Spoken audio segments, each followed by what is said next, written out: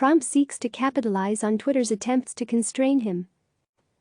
Washington President Donald Trump is set to announce an executive order against social media companies on Thursday, White House Press Secretary Kayleigh McEnany told reporters aboard Air Force One on the return flight to Washington following NASA's aborted SpaceX launch. McEnany did not specify what the order would include, but it signals the most significant step the president has taken in his war with tech companies as they struggle to balance freedom of speech with the growing problem of misinformation. On Tuesday, Twitter applied a fact check to 2 of Trump's tweets, including one that falsely claimed mail-in ballots would lead to widespread voter fraud. Trump immediately shot back, accusing the social media giant of censorship and warning that, if it continued to offer addendums to his messages, he would use the power of the federal government to rein it in, or even shut it down. It is not clear what constraints the president would be able to apply to social media companies through executive order. Regardless, the move raises the stakes in Trump's battle with Silicon Valley and highlights what he believes is a fight worth having. In many ways, the latest episode with Twitter feeds Trump's narrative that there are powerful forces in the media aligned against him and that his is the only voice his supporters can trust.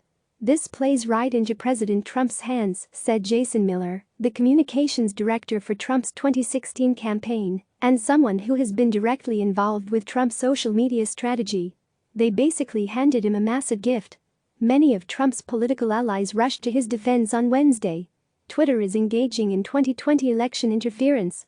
They are putting their thumb on the scale, said Florida Republican Representative Matt Gaetz, a loyal Trump supporter and surrogate during an appearance on the Steve Bannon-produced podcast War Room Pandemic. The notion that they would outsource fact-checking to people who have been wrong about everything is an insult. Trump campaign manager Brad Parscale said that his team no longer pays for advertising on Twitter and accused the tech giant of purposefully influencing the election to hurt the president. We always knew that Silicon Valley would pull out all the stops to obstruct and interfere with President Trump getting his message through to voters, Parscale said in a statement. Partnering with the biased fake news media fact-checkers is only a smokescreen Twitter is using to try to lend their obvious political tactics some false credibility. The president made the decision to warn Twitter despite the fact that the company and most other prominent social media platforms have allowed him and his associates to peddle unsubstantiated conspiracy theories with few constraints.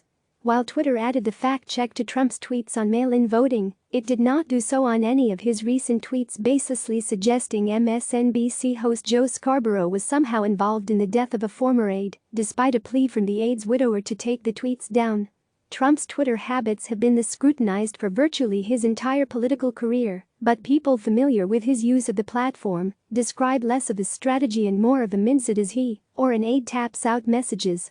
Other people inside the administration, and even some of Trump's closest advisors, are regularly caught off guard by what appears on his feed, if not always surprised.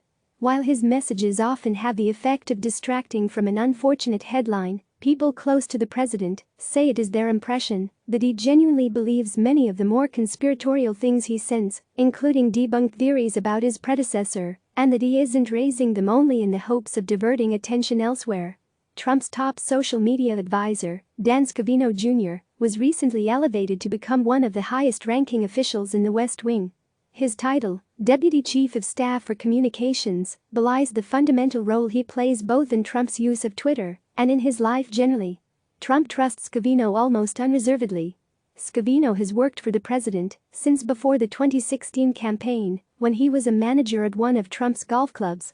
Scavino is usually the person who locates the internet content, sometimes from fringe sources and often incendiary, that finds its way to Trump's Twitter feed, though other friends and advisors have suggested tweets and retweets as well. Scavino's West Wing office provides him regular access to the president, as does his near-ubiquitous presence on Trump's trips, where he is often seen videotaping or photographing the president.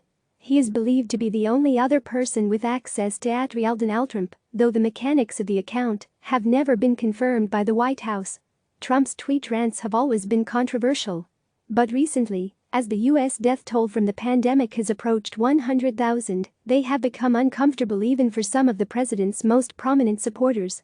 "I do think the president should stop tweeting about Joe Scarborough in the middle of a pandemic," said Representative Liz Cheney, a Wyoming Republican. "He's the commander-in-chief of this nation, and he is causing great pain to the family of the young woman who died." But those who understand the president's social media habits believe it is unlikely that he will change his behavior anytime soon. Miller, who has been present as Trump crafts his tweets, said the president views the platform as an outlet where he can speak directly to his supporters. It is one of President Trump's superpowers, Miller said. He understood very early on that social media, Twitter in particular, gave him unvarnished access to the American people and his supporters. What Trump maximized was social media's ability to bypass the artificial conversation created by the mainstream media. Click subscribe to receive the latest news.